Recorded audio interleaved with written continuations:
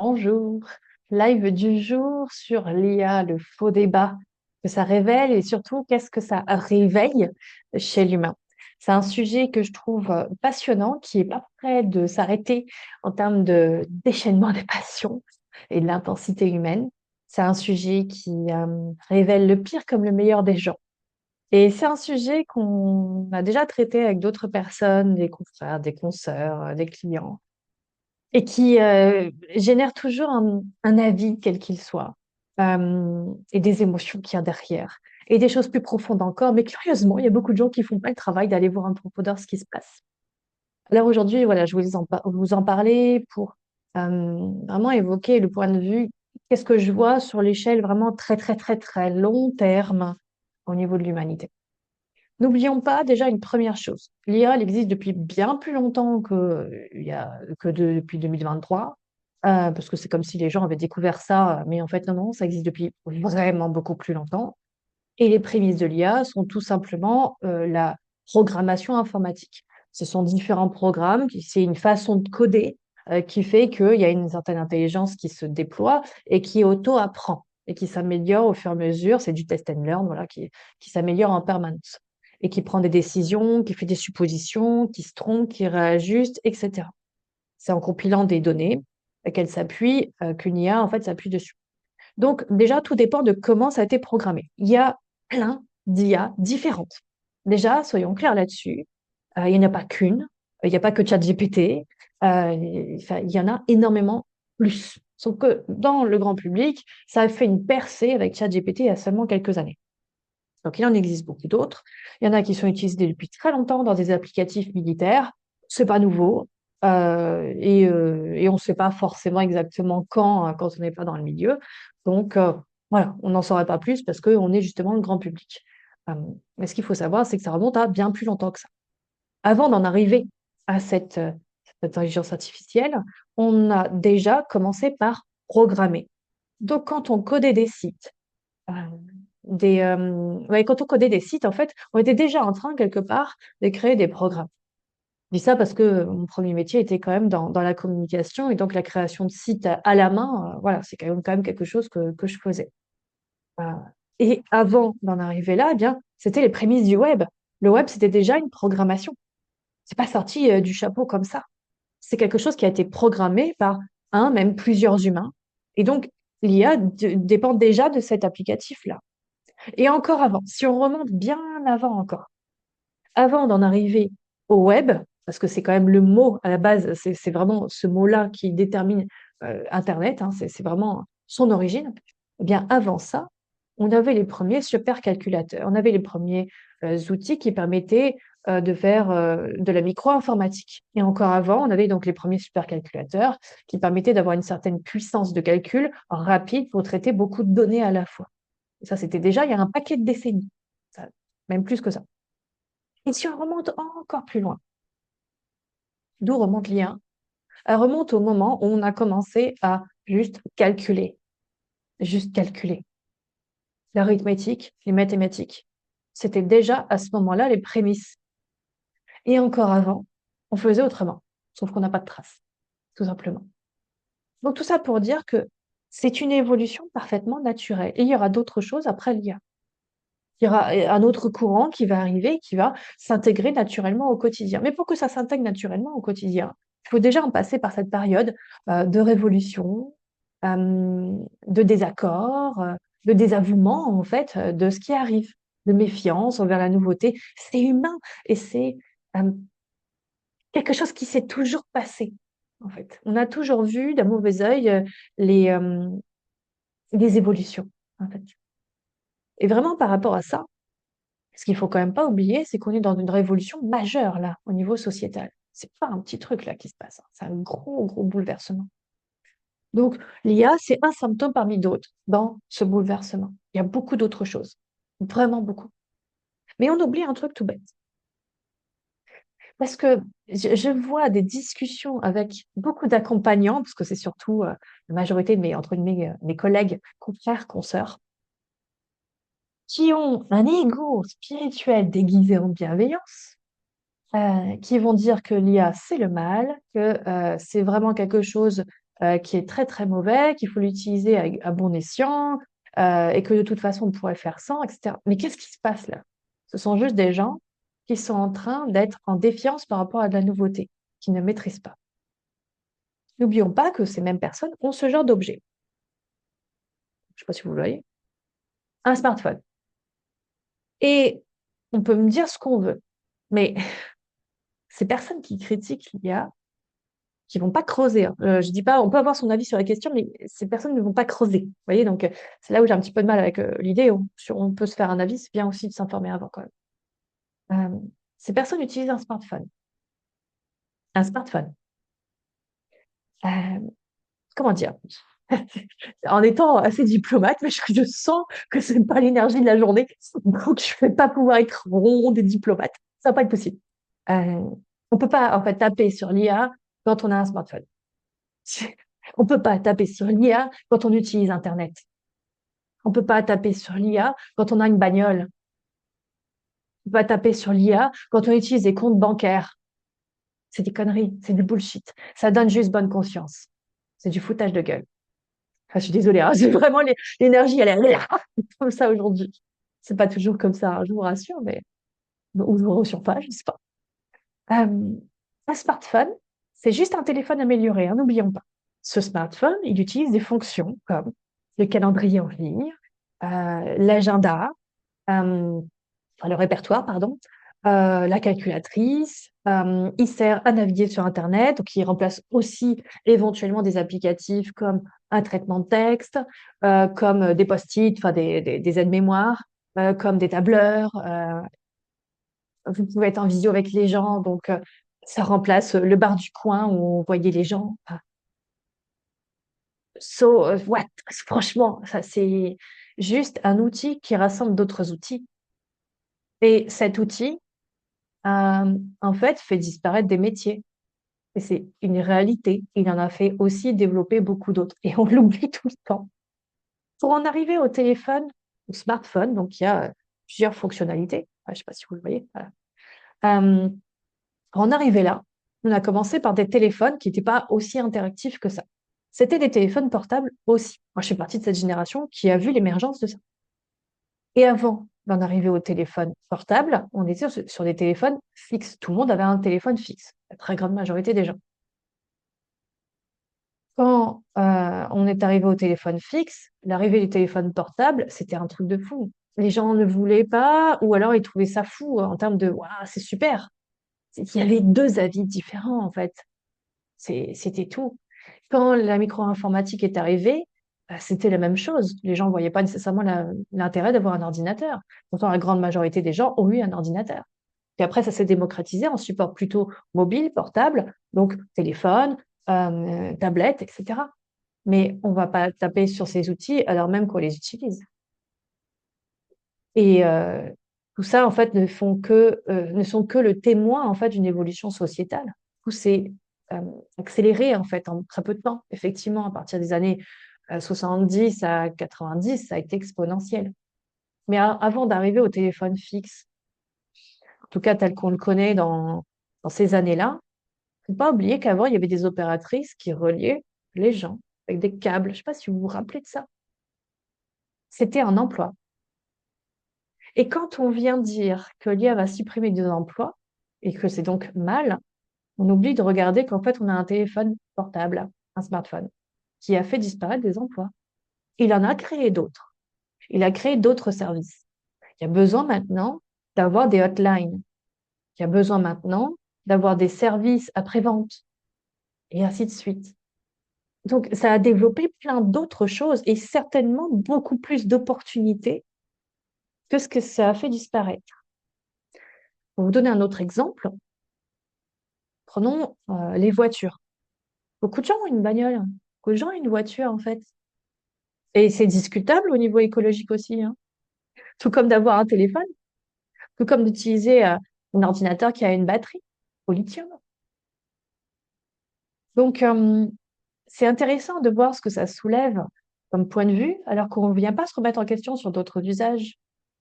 Mais quand vous envoyez un mail, vous polluez, c'est pas mieux que d'utiliser du papier, qui effectivement fait disparaître des arbres, sauf que le papier, on peut le recycler. Quand vous laissez polluer un mail dans votre boîte mail et que vous laissez pendant des mois, vous êtes en train d'utiliser de l'espace serveur qui demande des quantités astronomiques de refroidissement. C'est un impact écologique immense et il n'y a quasi pas d'emploi dans les serveurs de données. Enfin, c'est juste des grands bâtiments vides, hein. Il y a un ou deux employés pour la maintenance, ça s'arrête là, hein. L'impact écologique, il est immense. Donc, il faut être cohérent en fait. On ne peut pas taper sur un truc pour dire ouin ouin, c'est mal, et puis pas se remettre en question sur d'autres sujets. Ça, c'est pas possible. Pour les personnes qui, comme moi, ont une valeur cohérence extrêmement importante ou qui sentent les grains de sable de manière vraiment violente, c'est pas possible d'être aussi incohérent à ce niveau-là. Donc, si je reprends mon exemple des voitures, avant que ça arrive, qu'est-ce qui se passait? Les gens étaient en calèche.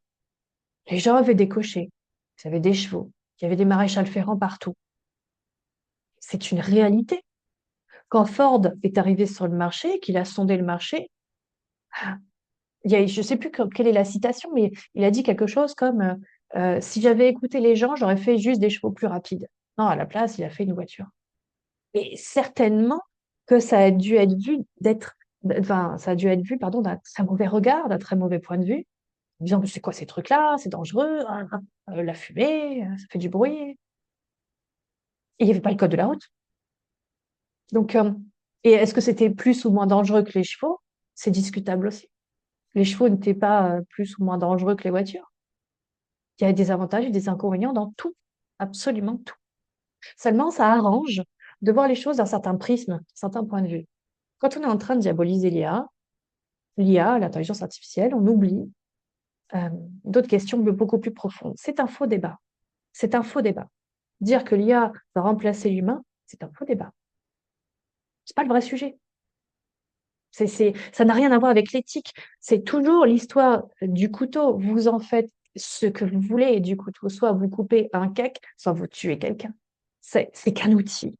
Il est neutre. C'est simplement avec quelle intention vous allez l'utiliser. Et c'est ça qui produit des résultats. Et ce sont les résultats qu'il faut aller évaluer. Est-ce que c'est intéressant ou pas? Est-ce que c'est utile, pas utile? Si les résultats ne sont pas satisfaisants, alors il faut aller voir, tiens, c'était quoi l'intention au départ là? C'est là qu'il faut aller ajuster des choses. Mais l'outil en lui-même n'est qu'un canal d'expression de l'intention. C'est tout. C'est un support matériel au service d'une intention qui est.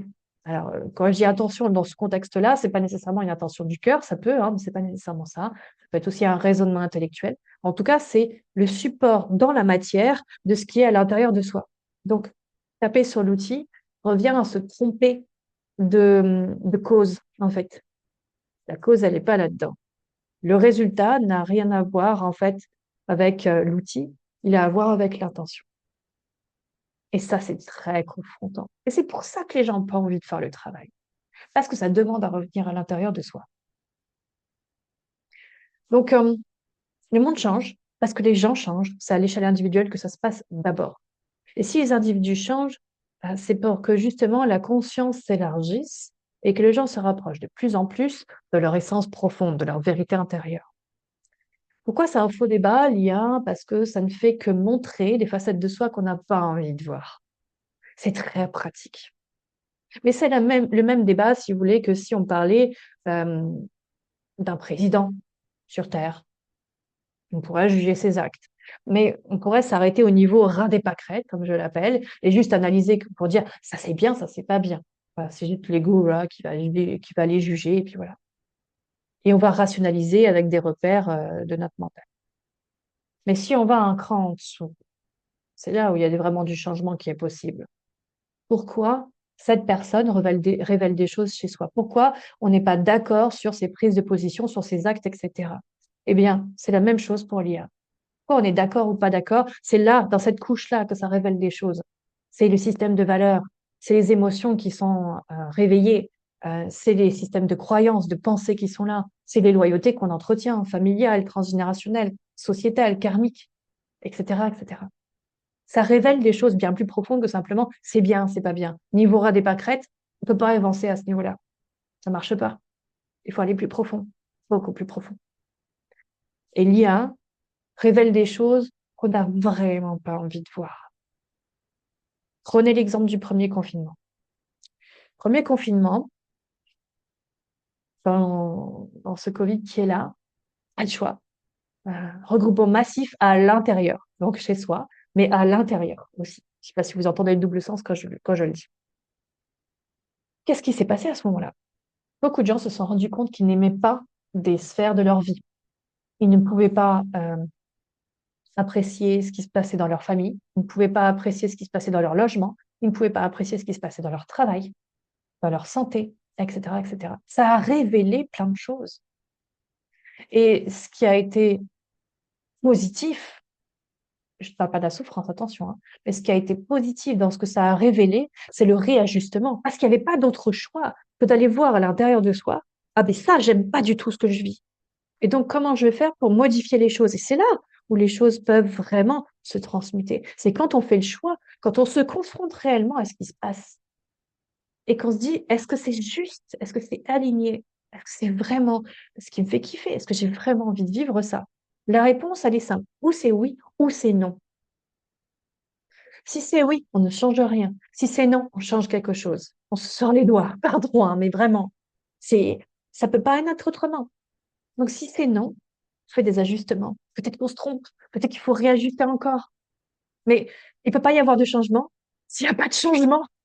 C'est une évidence, en fait, ce que je vous dis. Et pourtant, on l'oublie. On l'oublie.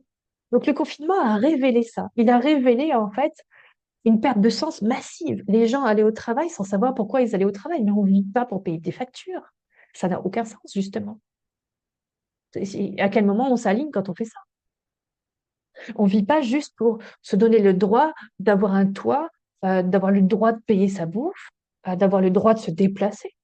C'est pas dans ce sens-là, en fait, que la vie s'articule. On vit. Et dans le cadre de cette vie, il y a une activité professionnelle, pas pour tout le monde, mais il y a une activité professionnelle, il y a une activité sociale, relationnelle, etc. C'est à l'intérieur du grand contenant qu'est la vie. C'est pas le travail puis la vie. On a complètement inversé les choses dans nos pays, hein. Pays comme la France. C'est pas forcément valable partout, mais pays comme la France. Du coup, dans ce premier confinement qu'il y a eu, il n'y avait pas d'autre choix que de se questionner. Il n'y avait pas d'autre choix que d'aller mener une introspection en profondeur. Et ça a été violent pour plein de gens. Vraiment. Est-ce qu'ils n'avaient pas pris le temps, la peine, l'effort de le faire avant? Parce qu'ils se cachaient derrière des excuses. La réalité, c'est qu'ils se sentaient mal déjà avant. Ça n'a pas créé des problèmes. Ça a révélé des problèmes que les gens ne voulaient pas voir. Il a fallu qu'il y ait un arrêt quasi mondial pour qu'on le voit massivement et qu'on ait des réveils, là, spirituels, enfin. Mais on n'est pas obligé de se prendre des murs à ce point-là pour se réveiller et se réajuster. En tout cas, moi, je vous le souhaite pas, hein. Vraiment, hein, parce que c'est quand même pas agréable à vivre, hein. Si vous pouvez faire de manière plus douce et progressive mais rapide, quand même, c'est quand même plus souhaitable, hein. Vraiment, hein. Parce que ça malmène aussi le système nerveux, l'histoire, hein. Faut pas oublier, hein. La biologie, elle est un peu malmenée derrière. Et donc, si vous voulez, dans ce premier confinement, ça a révélé ça. L'IA révèle les mêmes choses. Vous allez voir dans les prochaines années, ça va être une perte de sens massive. Oui, ça va aller modifier des choses dans le monde professionnel, c'est une certitude. Prenons l'exemple d'un comptable. Bientôt, on pourra déléguer entièrement une comptabilité qui sera en mesure d'analyser des chiffres auprès d'une IA. Bientôt, ça pourra effectivement remplacer cette partie-là. Mais un comptable, il utilise quoi? Une calculatrice, et même, j'ai envie de dire, des tableurs, des outils qui calculent tout à sa place. Ça fait bien longtemps qu'un comptable ne calcule plus tout seul. Avant, on utilisait des calculatrices. Avant, on calculait tout par soi-même. Quand la calculatrice est arrivée, on n'est pas allé dire, oh là là, c'est très mal. On a juste gagné du temps. Juste gagné du temps. Quand des formules se sont mises à être intégrées dans des outils, c'était pareil, on a gagné du temps. On a juste gagné du temps. Gagner du temps, ça veut dire qu'on aura plus de temps. N'oubliez pas ce que ça veut dire. Ça veut dire avoir plus de temps pour être en connexion avec soi. Parce qu'en fait, la vraie question à se poser, c'est celle-là. Est-ce que vous êtes vraiment en vie? Est-ce que vous vivez vraiment quelque chose qui vraiment a un sens profond pour vous? Est-ce que vous vous sentez réellement aligné, vivant à l'intérieur de vous?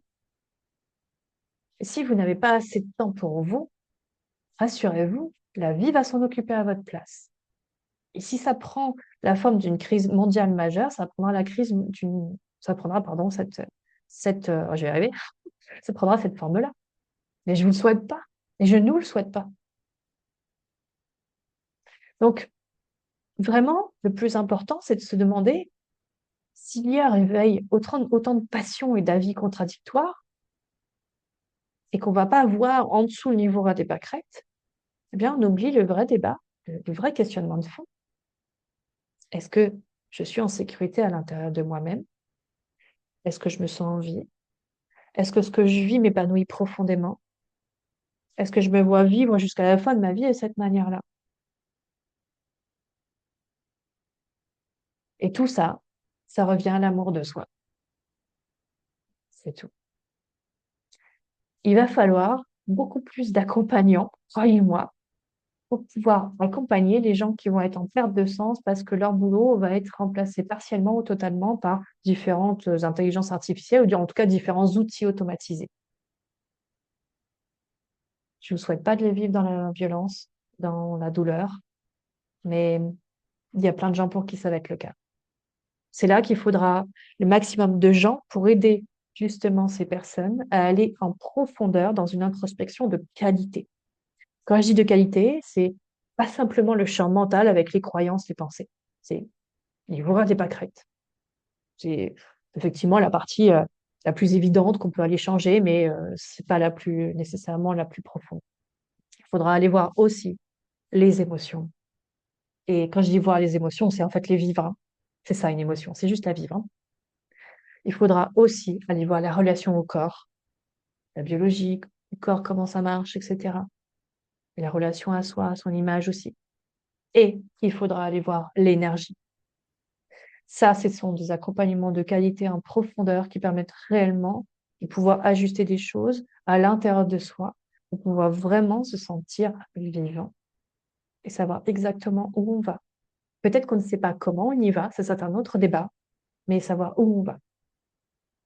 Et je vous parle de ça parce que même si je vois tous ces débats sur l'IA, je vois aussi finalement beaucoup de gens qui se posent pas les bonnes questions, qui vont pas aller voir les parties les plus profondes de leur être, qui préfèrent en fait projeter sur l'extérieur des parts de leur ego blessé, mais qui font pas le taf, qui font pas le vrai taf. Le vrai taf, c'est d'aller voir qu'est-ce qui se passe là, en soi, et d'aller honorer ces parts-là, d'aller les chérir, les choyer, d'aller les aimer. Pour moi, c'est vraiment un cheminement vers l'amour inconditionnel de soi. Je dis bien un cheminement et je dis bien vers, parce que c'est pas en une vie que ça va être réglé. Juste, on affine au fur et à mesure. Pour ceux qui en sentent l'élan, moi, j'accompagne exclusivement comme ça. C'est revenir à l'intérieur pour aller dégager là tous ces parts blessées, qui racontent des histoires qui sont fausses en fait, qui sont fausses parce que ce n'est pas la vérité intérieure, la vôtre, celle qui est au plus profond de vous, celle qui est vraiment la traduction de ce que votre âme est amenée à vivre. Et en fonction de ça, quand on traduit vraiment la vérité intérieure, le vrai message qui est là, c'est incroyable comme. J'en ai des frissons. Quand je vous dis ça, c'est incroyable comme tout s'aligne. C'est vraiment, même si éventuellement il peut y avoir des difficultés, hein, ça n'empêche rien. On est venu là sur Terre aussi pour vivre des défis, des challenges, pour affiner justement cet amour inconditionnel et revenir à sa source. Malgré tout, même s'il y a des difficultés, l'alignement, il est là, il est profond, c'est quelque chose qui ne peut pas s'altérer. En fait, quand on l'a goûté une fois, on ne peut pas faire comme si on ne l'avait pas goûté. Et donc, quand on est vraiment très juste à l'intérieur de soi, très dans cette cohérence intérieure, cette congruence, alors on fait d'autres choix au niveau professionnel, au niveau amical, au niveau familial, au niveau euh, amoureux, au niveau financier, au niveau santé, au niveau spirituel aussi. C'est dans ce sens que j'accompagne. Donc, si vous ressentez l'élan, justement, d'ajuster votre direction de vie et pourquoi pas aussi professionnelle, j'accompagne sur les deux. Eh bien, dans ce cas-là, on en parle parce que il est temps justement d'arrêter de projeter, peur de soi blessé et de pas faire le travail d'aller redescendre un niveau en dessous. Là, vous allez trouver des pépites, mais pas au niveau ras des pâquerettes. C'est vraiment à ce niveau-là. C'est vraiment à ce niveau-là. C'est là que vous allez trouver le meilleur de vous. Et c'est là que vous allez, dans cet espace, pouvoir rayonner et rayonner tellement que ça va déborder de vous et que ça va toucher d'autres personnes autour de vous. C'est automatique. Vraiment. Vous ne pouvez pas prévoir qui ça va toucher, quand, comment, quel résultat. Mais c'est automatique. Ça a un impact sur les autres. N'en doutez jamais. Donc, si vous avez un sens de la contribution qui est assez fort, ne doutez pas de cet impact-là. Quand vous faites le travail sur vous, vous aidez le collectif. Et si vous voulez avoir plus d'impact, on va dire, visible, en fait, un rôle plus conscient dans la construction d'une autre société, avec des individus plus conscients de leur rôle, avec des gens qui s'aiment vraiment, qui s'aiment eux-mêmes, qui aiment les autres, avec plus d'harmonie dans le monde. Alors on en parle parce que là, j'ai un accompagnement sur mesure pour vous.